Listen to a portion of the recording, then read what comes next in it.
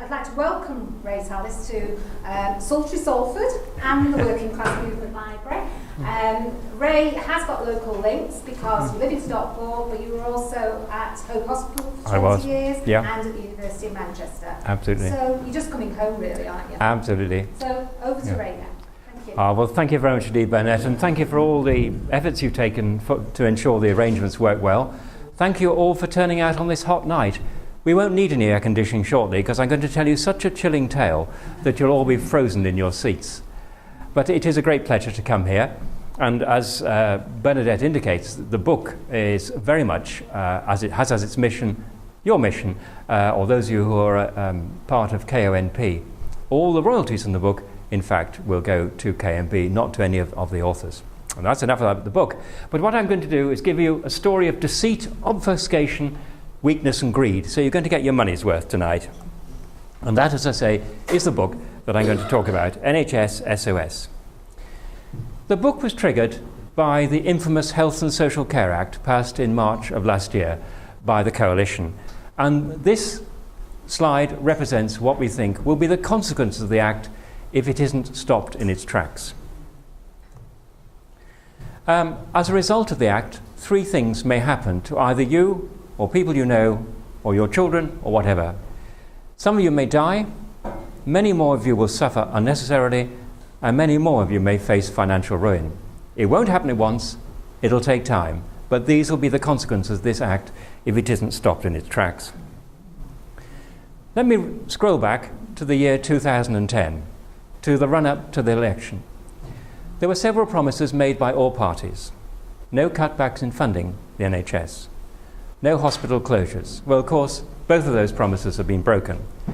But the third promise was there would be no further reorganisations. And as a survivor in the health service of God knows how many reorganisations in my 37 years as a doctor, that was a particularly attractive promise. In the lead up to the 2010 election, the Tories said no more top-down reorganisations of the NHS. The coalition agreement in May 2010, we will stop the top-down reorganisations of the NHS that have got in the way of patient care, and you bet they did. Working in the NHS over the last 20 or 30 years has been like trying to write a file while somebody's endlessly reformatting the disk. Within 6 weeks, Sir David Nicholson was referring to a reorganisation that was visible from outer space. So what am I going to talk about? I'm going to talk about the essence of the Act.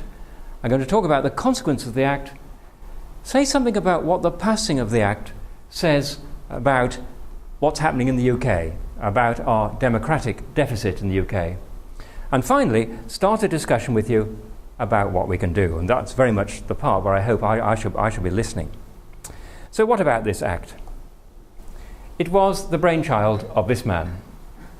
He had been preparing it for many years, as you will learn. But the bombshell that he exploded in the political arena in July of 2010 was a white paper, Equity and Excellence, Liberating the NHS. And what that white paper purported to do was to solve some of the problems, as he saw it, of the NHS.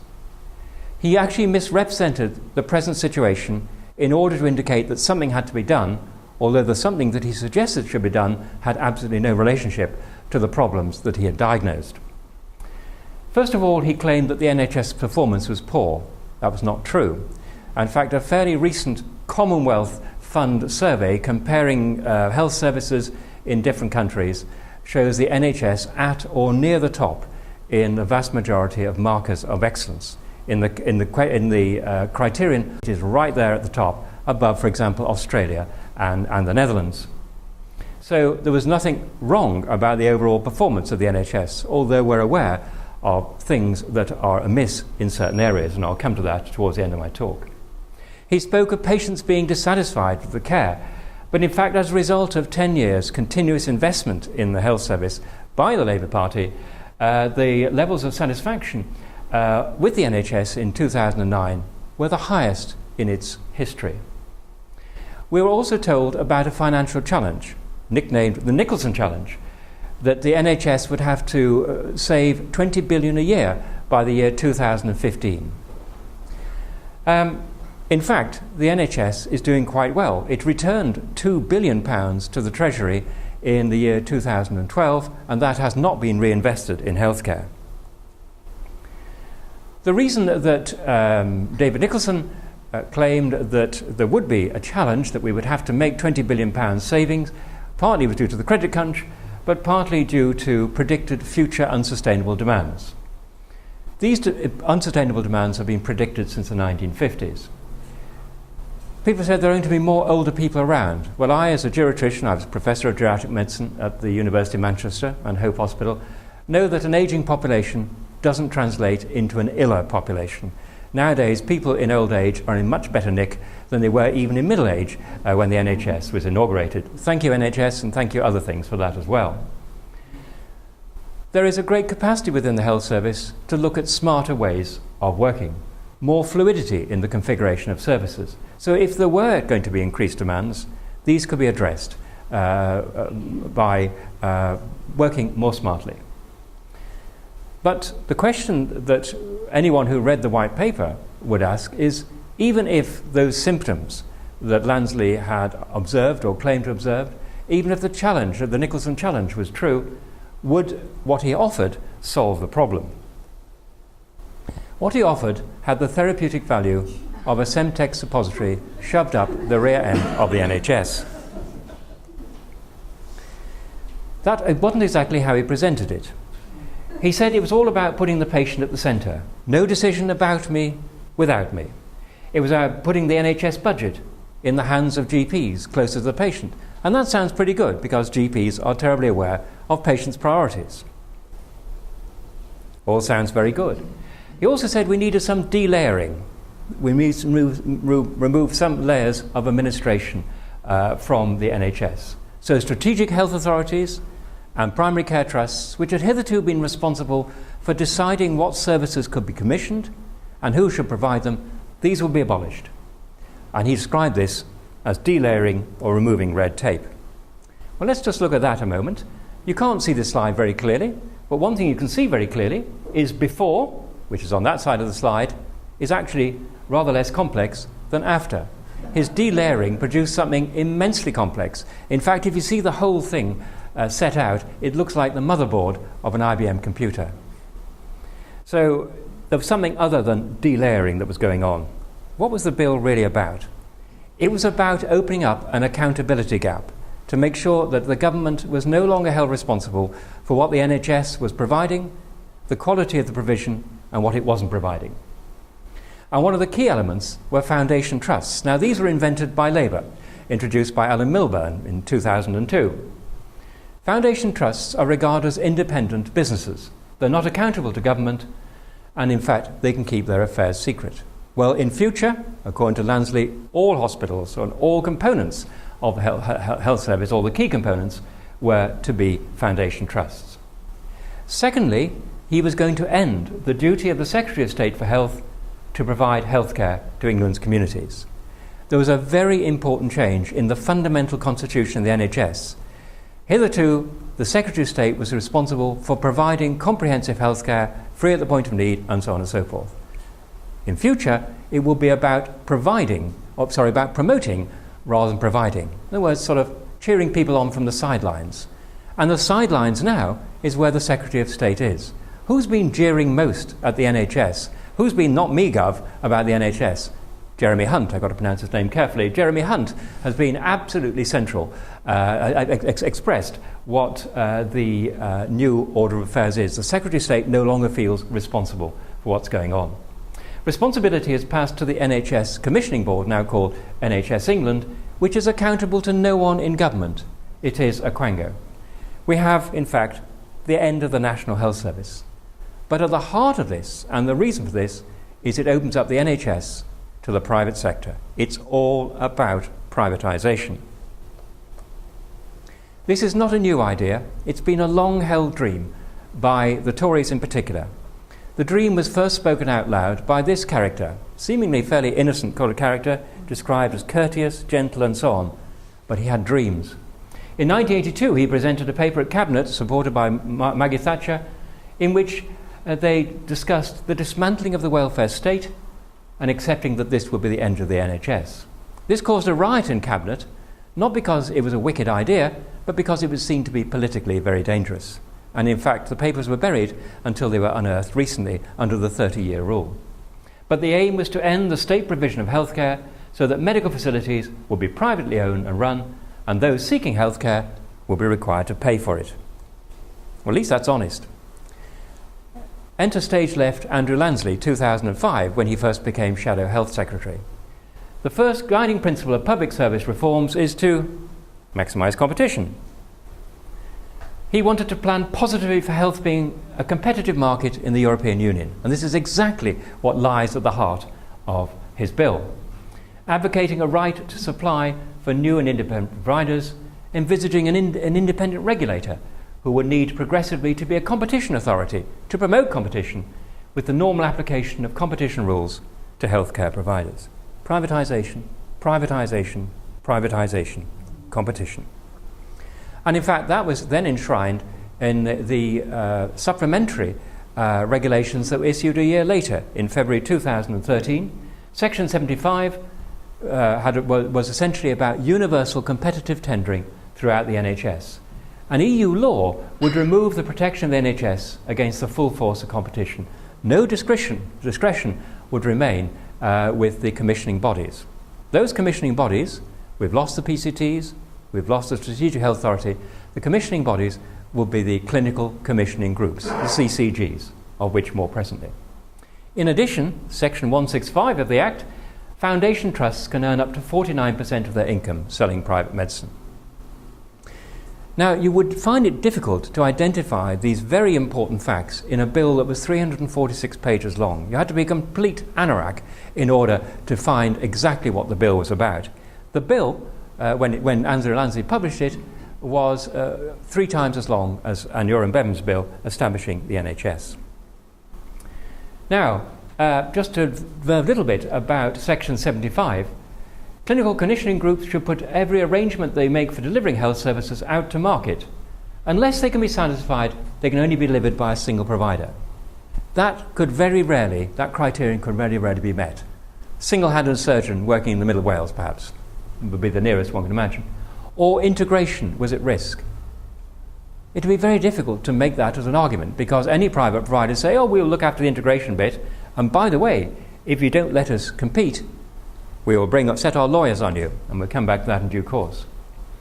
So CCGs have no choice except to put things out to tender, even if they fear that privatisation will lead to fragmentation, which means disastrous damage to the service. CCGs have a responsibility not to waste public money, so they're going to be very cautious, because they could be financially ruined by challenges from private providers. Think about the franchises for railways recently, and think about the amount of money that has been spent on challenges to decisions.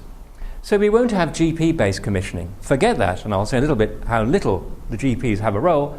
We'll have lawyer-based commissioning. And a costly, complex and time-consuming tendering process will be hidden from you and me, because it will be under the it will be protected by the principle of commercial confidentiality, and I'll come to that in due course.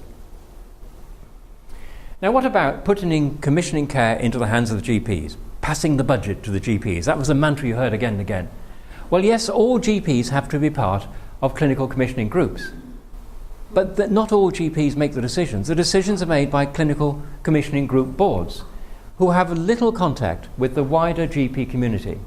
And these boards were set up without public consultation. And I'd very much like to know whether you were aware of who was on your board and why they were placed there, and the interests they have. And some of their interests are very, very interesting. And of course, GPs who are really keen to spend a lot of time caring for patients, which is why they got into medicine, may have neither the time nor the expertise to carry out commissioning duties. So there'll be a small number of GPs who are perhaps not as excited about the prospect of seeing lots of patients, but may see personal opportunities by being on commissioning boards. Now, I don't mean that applies to all GPs on commissioning boards, of course not, but there are some interesting facts about those who are on the boards, and I'll come to those in due course. But of course, what will happen is that there'll be insufficient support from GPs for the process of commissioning on the boards, so ultimately the private sector will be invited to help the commissioning process. They'll be there providing care, and they'll be there commissioning care. The left hand will be looking after the right hand. The provider and the commissioner will be in business together. How little GPs were interested in most cases in leaving their surgeries and leaving their patients to sit on boards and make decisions for which they're not particularly trained became evident in a recent event when GPs in large numbers threatened to quit NHS commissioning so they could concentrate on patients. That's about the Health and Social Care Act. But what does it mean for you and me? Well, as Claire Garada, one of the few heroes in this story, I hasten to add, she's the chair of the Council of the Royal College of Physicians, Royal College of General Practitioners, I beg your pardon. As Claire Garada said, the new reforms remove the legal framework for a universal, publicly managed, publicly planned and democratically accountable health service. So let me go through the consequences of the Act. I'll say it a bit technically first. Take a little vacation, those of you who want to admit the technical bits, and then wake up for when I give it you straight. So, what will be the results? Well, the new commissioning groups, these boards, will determine who gets publicly financed care. They have no responsibility for comprehensive care for a defined population. Some people will actually fall through the net because the population that the boards will serve, that the commissioning groups will serve, is the sum total of the population of individual GPs.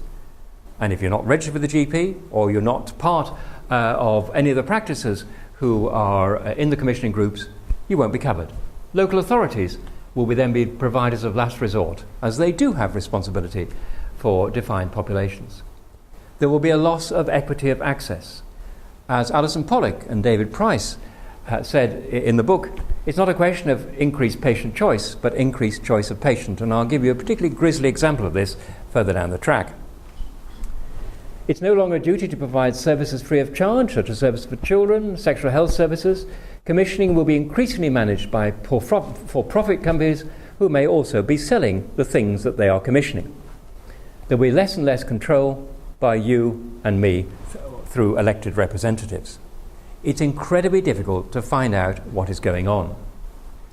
What about the professionals? Well, they will start losing their autonomy. In America, doctors cannot prescribe treatments or diagnostic tests or operations or whatever without prior authorization from the chief executive or his or her team.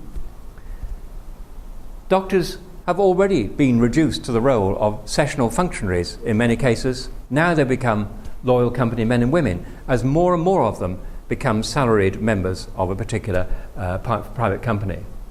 Commercial enterprises will control who gets what. Meanwhile, what remains of the NHS will be in pretty poor shape financially, and hospitals will start going bust and be closed for commercial failure, not because they're not needed. And the most spectacular example of that, of course, is Lewisham, which is threatened with closure or threatened with great diminution in order to support the financial problems of adjacent hospitals, financial problems created by the private finance initiative. Perhaps the most worrying aspect is that you and I will find it more and more difficult to find out who is getting what services are being available, who is providing them, at what cost, and what profit they're making. Commercial confidentiality will trump every single other consideration. Freedom of Information Act, for example, doesn't allow for you to obtain information if commercial confidentiality is at risk. And I want to give you a particularly egregious example of this. A few months ago, King's College Hospital was found to be selling transplant operations to people from abroad using livers donated by UK citizens, while UK citizens were dying on waiting lists. When they were challenged about this, they were asked how much money was changing hands. They couldn't tell you. because of conditions of commercial confidentiality. Exactly. What about this business of local accountability? Well, CCGs, I thought all the budget goes down to your GP and your GP makes the decision about how best to spend the money. Well, that's not quite how it works. I've already indicated that the boards have control, and those boards may increasingly be controlled by commissioning support units that may well be private. But these CCGs report to what was called the NHS Commissioning Board, but is now called NHS England. There's an awful lot of McKinsey around NHS England, people who have been in the past involved with McKinsey, and I think that is a great concern, and I'll come back to that in due course. Monitor the Competition Authority has power over who is on a CCG board, how the budget is spent, and what services they commission. So much for local accountability. So who decides who gets what? Well, according to the original white paper, no decision about me, without me, it was patients. Well, you can see that is not true. Frontline doctors? Well, not the typical doctors who are interested in patient care. Board members of clinical commissioning groups who are loyal to the NHS? Well, they become fewer and fewer. Board members on commissioning groups with interest in private healthcare? Well, yes. And by the way, as I've sort of indicated, commissioning will have to go out to tender, perhaps being carried out by private companies by the year 2016. So private commissioning companies will have a huge role. And this may be the place, in fact, this offshore island where, finances can be buried away. This is not Salford, by the way. This is the Virgin Isles. And that's maybe where a lot of commissioning decisions will be made. You may think I'm fantasizing, but remember that Hinchingbrook Hospital Hinchingbrook Trust is run by a private company registered in the Virgin Isles, presumably because it's very handy for Hinchingbrook.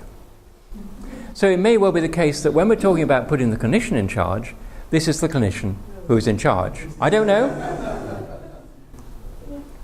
Let me now give it to you a bit straighter. Resources will be squandered, terribly squandered. And think what happened in PFI, redescribed as so-called private funding initiative, private finance initiative. Well, actually, it is best described as planned future insolvency. PFI deals have been a great albatross around the neck of the NHS and in education and so on. Resources will be squandered in the privatisation. After all, international healthcare companies are interested in the health of the balance sheet. They owe it to their shareholders to divert taxpayers' money into their coffers. Resources will be squandered in extremely complex, contentious tendering processes. Resources will be squandered in closing NHS facilities. Resources will be squandered in bailing out failing private companies. A lot of companies are circling around the NHS with great hope of making a killing in an area they haven't had experience of before. So there'll be some buccaneers who come in and make a mess of it and have to be bailed out. There will be, and this has been talked about a lot, cherry picking. Elderly patients, people with chronic illness, A&E, people with multiple pathology, not very attractive to the private sector. And of course, if you have many bodies, many competing private healthcare firms providing care, then you'll get the opposite of what we really need, which is integration of care. You'll get disintegration of care, which in itself will increase expenses. Private bidders with deep pockets will outbid the NHS. They can afford loss leaders. And by the way, I'm not fantasizing, £1.5 billion since March, £1.5 billion of NHS contracts has been up for grabs. 16 have been awarded so far, 14 to the private sector and 2 to the poor NHS. You can see how the NHS is going to lose out again and again. You try stopping putting things out to tender and you're going to be in trouble. Multinationals will challenge any anti-competitive practice, and the sole provider and integration of care tests will be trashed. In sum, we will get less care for more cost.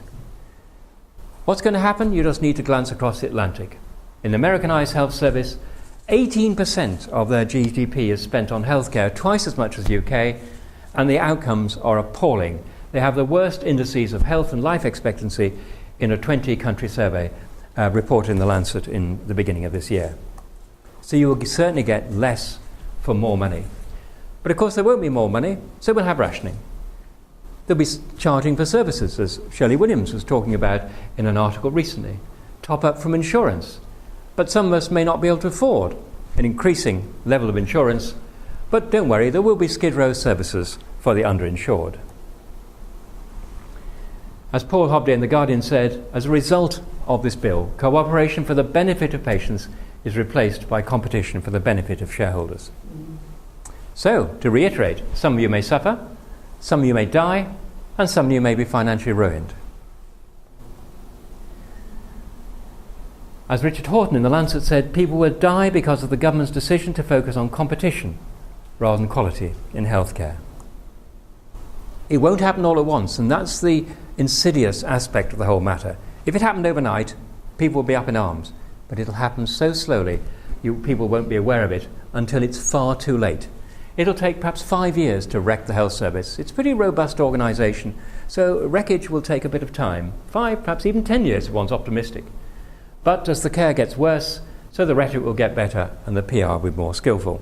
And if you think about Jeremy Hunt, he spends an awful lot of his time blaming the staff in the NHS and indeed blaming patients for misusing the NHS, for being elderly, for having chronic illnesses, for being damn nuisances. So you can see how where the blame will be when you have a Secretary of State for Health who's no longer responsible for providing comprehensive health care. This act is awful, but it says something awful about where we are in this nation today. And I want to say a little bit about that, because I think we've not only got to be tough on Lansley, we've got to be tough on the causes of Lansley. And these are some of the things I want to talk to you about. Deception and spin. Cameron pretended to be surprised at the white paper, but according to a special advisor, all the things that were in Lansley's bill were cleared by a policy board chaired by Cameron. And Oliver Letwin, Cameron's great mate, helped to write the green papers that led up to the white paper. So a bit of spin there. But Lansley was banned from talking about his plans ahead of the election. Nicholas Timmins discussed this in his book Never Again. As Michael Portello said on television, they didn't believe they could win an election if they told you what they were going to do. Remember what they were going to do with the NHS? They were going to just look after it. There's been some interesting characters, Spinmeisters, and when you've got to pass a Semtex suppository, it sometimes helps to have a bit of KY jelly, so you ease the passage. Well, this man surely must be the world's authority on KY jelly, the Emollient Earl or Oil Howe. He is such a courteous and gracious man, I've seen grown men fall to their knees because his manner is absolutely wonderful. But Earl Howe, sorry, I did not mention Earl Howe, yes. He was and I better explain who he is. He's in the House of Lords. He's the Tory representative in the House of Lords, and he had a major role in steering the bill through the House of Lords. He was infinitely patient. He fielded something like 1,000 amendments. Most of the amendments were utter trivial, replacing the by a and so on. But everybody speaks well of Earl Howe if they've met him. And what does he say in the Lords? The bill doesn't do anything that may or could lead to the privatisation of the NHS. Whew, good. Clinicians will be free to commission services in the way they consider best. Sorry, I've just been deluding you for the last 20 minutes. They will be under no legal obligation to create new markets. This will be made absolutely clear through secondary legislation. That was the Section 75 that I mentioned earlier on. That's what he says in the Lords, but this is what he said when he was speaking at a private healthcare forum. There will be genuine opportunities for the private sector to take over large parts of the NHS, though the NHS will not give up their patients easily. In the coming months and years, quote again, the NHS is going to grow into a very different animal. The NHS reforms, quote, present huge opportunities for the private sector. Oh, by the way, he doesn't expect GPs to become managers, doing all that commissioning and things, which we thought they were supposed to do, but rather look to commercial partners for commissioning support. David Cameron, by the way, said it much more straight. The NHS will be fantastic business for Britain.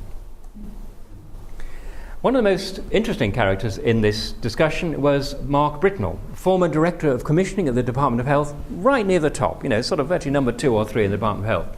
He went through the revolving door, of which a bit presently, and is at KPMG. By the way, KPMG's made an awful lot of money advising the Department of Health. In future, he said, the NHS will be a state insurance provider, not a state deliverer. Sorry, Mark, What did you say that again? Yes, the NHS will be shown no mercy, and the best time to take advantage of this will be in the next couple of years. Providing care free at the point of need is not necessary to the health service. Well, he clearly was on message because he was invited to join Cameron's kitchen cabinet, and his name has been bandied about as a replacement for Sir David Nicholson as head of the NHS. So this, you're getting it from the top here. So I'm not paranoid. And as I mentioned already, that Earl Howe's truth has unfolded in the following way. In the first 3 months since the Act was implemented, 100 opportunities advertised, totalling £1.5 billion, 18 contracts awarded, 2 to the NHS and 16 to the private sector. I think I said 2 and 14 before. No, it's 16 to the private sector and 2 to the NHS. Poor old NHS hasn't got a chance. But it tells you something about the democratic process, doesn't it? Because you remember all those promises from all parties before the 2010 election that there would be no further reorganisation, no plans for privatisation. We've had reorganisation and privatisation. We live, ladies and gentlemen, in a republic best described by the fruit on the slide. I want to look briefly at the parliamentarians' support of the bill. I want to look at ex-ministers going through the revolving door. I want to tell you, let's look a little bit, very briefly, at ex-advisors who have been inside the Department of Health and then outside the Department of Health advising private healthcare companies. And consultancies that seem to spread themselves on both sides of the fence. Expert advisors to the government becoming lobbyists for private firms, becoming expert advisors. Do you know that 70 MPs with interests in private healthcare companies voted for that bill, helped to get it through? If you were a councillor and you had a particular interest in the outcome of a council decision, you wouldn't just have to leave the room, you wouldn't be able to vote. 70 MPs voted. 142 peers with interests in private health companies voted for the bill. No wonder the bill was going to get through. What about this revolving door? Here is the Department of Health, Richmond House in Whitehall. The most important part of its architecture is this revolving door. And it's amazing who's been in and out of it.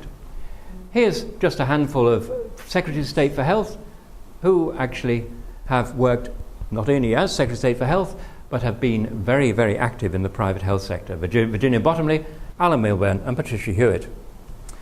There's Right Honourable Alan Milburn, not as nice as he looks, as I indicated, but here's his CV, Secretary of State for Health, 1999-2003. He introduced foundation hospitals, one of the key engines of the marketisation of the NHS, which flows from the Act we've been talking about. But look at all these interests he has in private healthcare companies. Chairman of the European Advisory Board of Bridgepoint Private Equity Investment majoring in healthcare, blah, blah, blah, right down to Lloyd's Pharmacy. I think he's the mobility or poverty czar. Well, he certainly managed his own mobility and indeed his own poverty extraordinarily well, and at least somebody's done well out of it. Andrew Lansley said, I have no connection with private healthcare companies, but John Nash, chair of Care UK, donated £21,000 to Lansley's private office, and Nash and his wife donated £200,000 to the Tories. Nash Care UK has 96% of its £400 million business from the NHS. And recently, Care UK won a £53 million prison healthcare contract, despite what many people feel was a better bid from the NHS. I'm sure there was no conflict of interest there.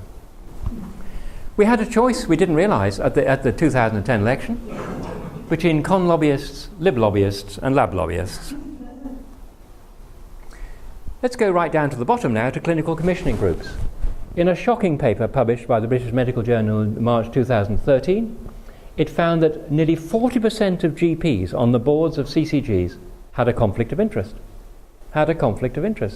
I mean, you may not believe that, but it's true. 3 members of my own local CCG board have connections with KPMG. What's KPMG got to do with healthcare? Dollar bills.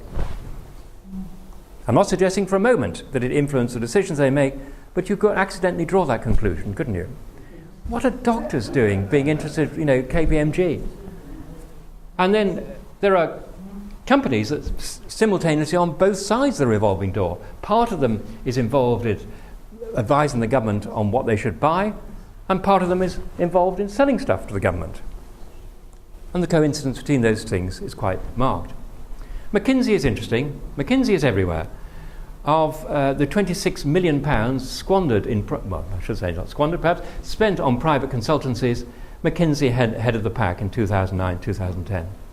Remember, a consultancy is basically someone who steals your watch and then charges you for telling the time.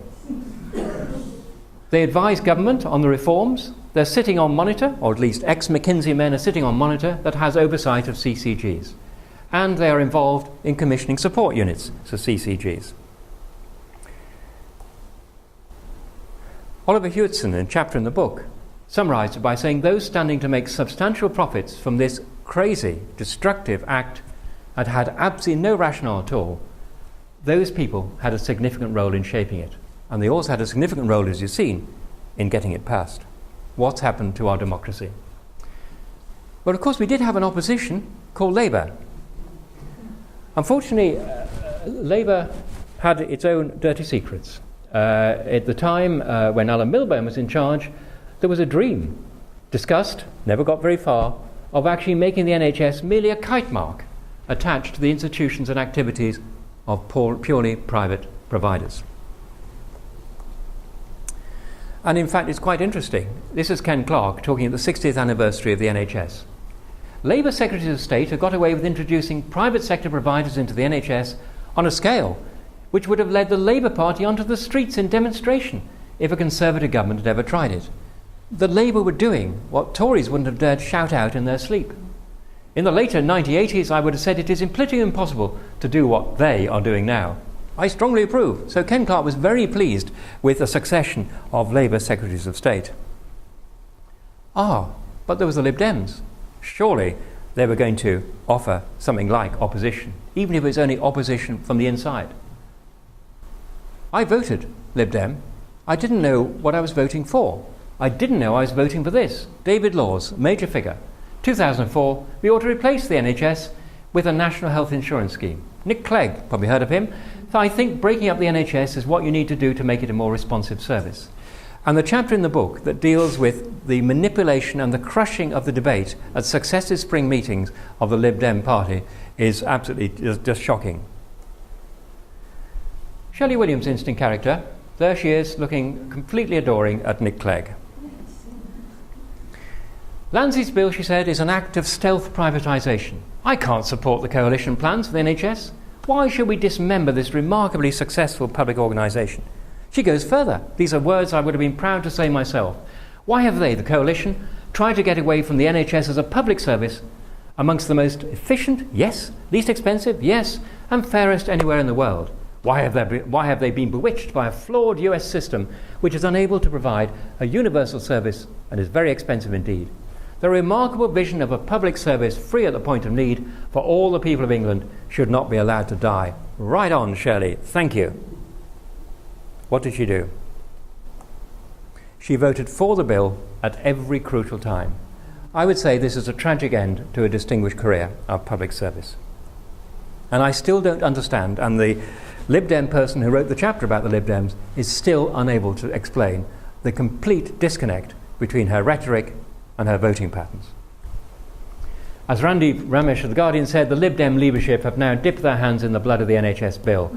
It might be a stain that's hard to rub off. And as I say, ladies and gentlemen, I now confess to you, I voted for the characters tactically because the alternative was a Tory.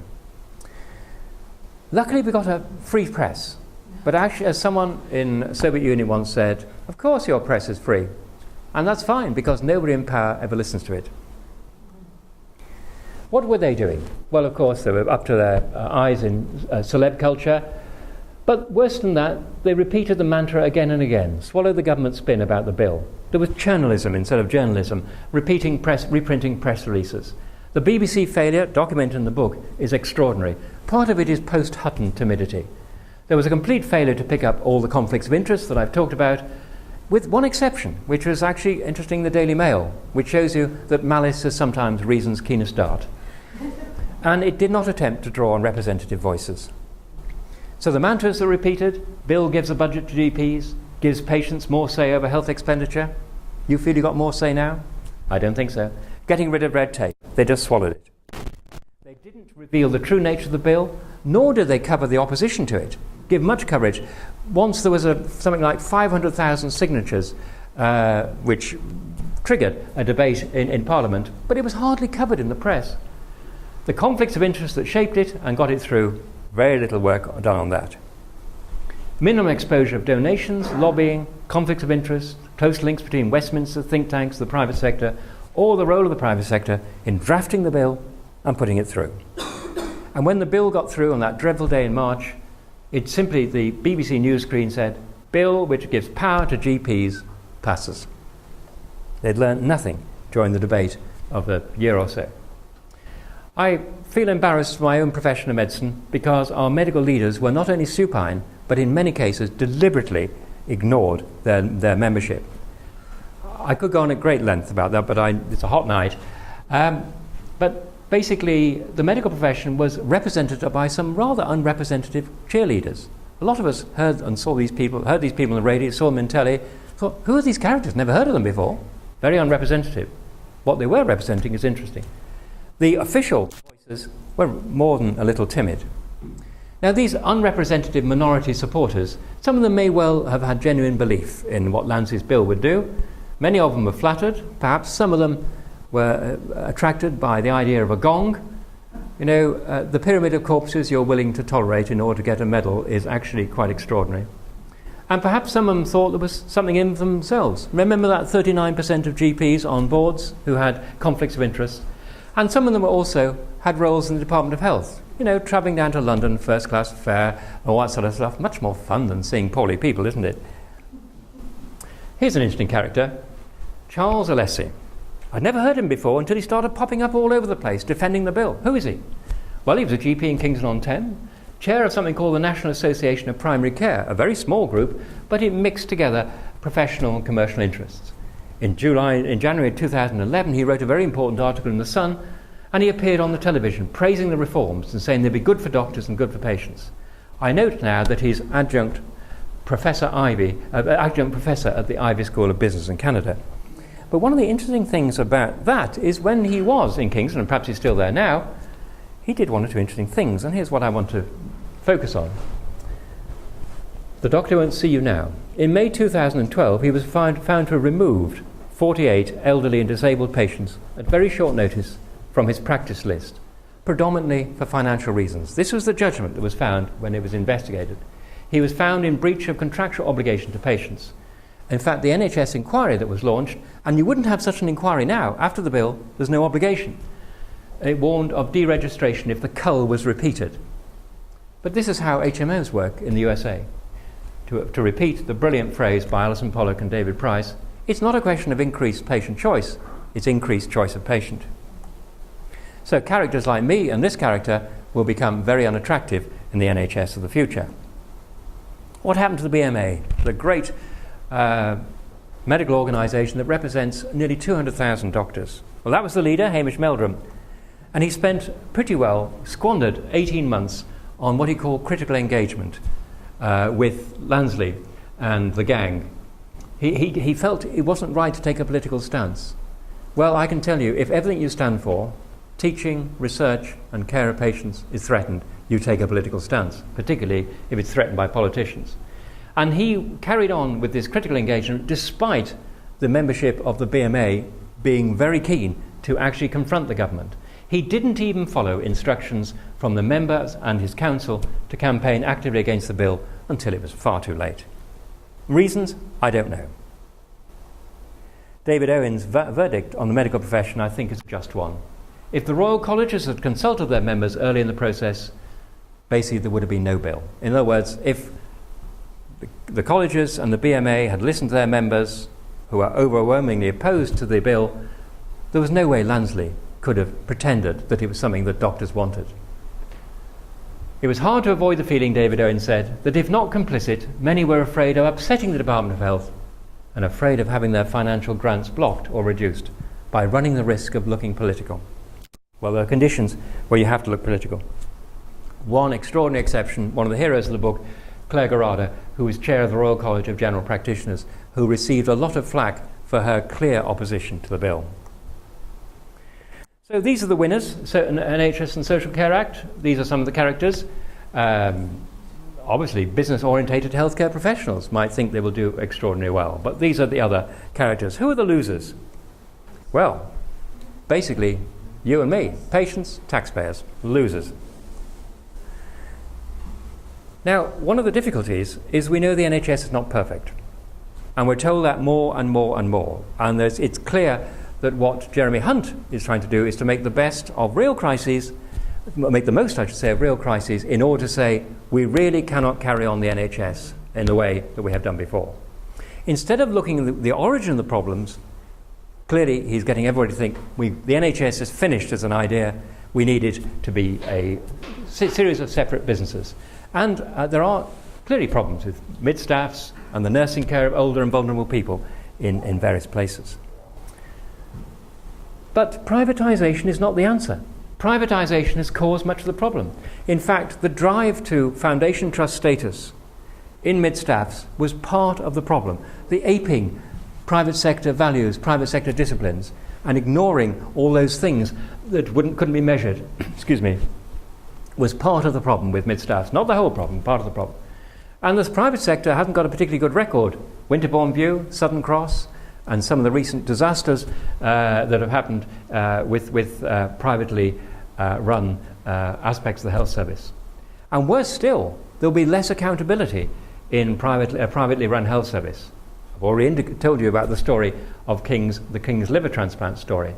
And perhaps the staff will be less likely to be whistleblowers if they're more loyal to the company as salaried staff rather than loyal to their professional values. And of course, competition, fragmentation, and diversion of money into shareholder profits will produce worse outcomes at much greater expense. So there was the Health and Social Care Act. Nobody voted for it. Never going to happen. Wasn't happening, was it? It happened. So what can we do? And I'm going to be very brief because I hope we can have a discussion. But I think the important thing is we need to watch what's going on locally. You've got to think dirty. You've got to work with KONP. Thank you, KONP. And what was once 38 Degrees, but now has broken up into lots of groups who have been inspired by 38 Degrees to create their own groups. Ours is Stockport NHS Watch. You need to hold your local MPs to account. I have to say we've had huge problems with our two Lib Dem MPs who have been absolutely refusing to engage in any kind of intelligent conversation. Andrew Gwynn, on the other hand, in Stockport, we just spent the afternoon with him and we virtually came out skipping because he is committed and is willing to be quoted to repealing the Act. He himself is a junior Shadow Health Minister. He and Andy Burnham are committed to repealing the most toxic parts of the Act without further structural disorganisation. So I think at least there is some commitment there. And the book sets a list of things that you might do in order to deal with the bill. There is an amendment bill that Lord Owen put forward, which is about basically restoring the duty of the Secretary of State to provide comprehensive health care. It's also about making the NHS the preferred provider, so there's no longer an obligation to put things out to tender. But if the private sector has got some brilliant new idea, let's listen, bring it on. But it won't be the sort of standard way of proceeding. Hearing Andrew Gwynn today, the Labour is also going to look very closely at the status and constitution of foundation hospitals. Again, it won't require reorganisation, but it's going to deal with the perverse incentives that foundation hospitals have to bring as many people in their walls so they can get a reasonable income. They're going to basically extend the responsibility of foundation hospitals out into the community, moving forward towards integrated health and social services, which all of us, of course, would wish. Going back, finally, to the Nicholson Challenge. We're supposed to be in a mess because the credit crunch and bankers have put us in a mess. But you know, we've been in much bigger messes than we had been before. As Harold Wilson, that we are at the present, as Harold Wilson said about Clement Attlee, fainter hearts than his would have used the nation's economic difficulties as a reason for postponing social advance. He felt, on the contrary, that the greater the economic difficulties, the greater the need for social justice. But I also want you to look critically at the whole origin of the notion that the NHS is in financial crisis. If it is in a financial crisis, That doesn't have to be solved by rationing. It has to be solved by ordering our affairs differently. Do you know something like 16% of NHS budget is now spent on transaction costs arising out of the internal and external market? We spend hundreds of millions of pounds on wasteful consultancies. We've got all these huge PFI deals, etc. I could carry on, but you could easily meet the Nicholson challenge just by being less financially foolish, not by rationing the care that's available to patients. I want to end with a tribute to Harry Keane, a fantastic doctor, diabetologist, but a fighter for the NHS, who died in the spring of this year. And one of the last things he said was, the government intends to hold the NHS underwater till the bubbles stop coming up. But the bubbles will never stop coming up. So we need to be tough on Lansley's monster, as the British Medical Journal described it. We need to be tough on the conditions that it made it possible for Lansley's monster to grow up and walk the face of the earth. We need to recover democratic accountability from the financial puppet masters that are inside and outside Parliament. And we need to probably get rid of this chap by electoral means and make sure that these characters don't get away with it. Thank you, ladies and gentlemen.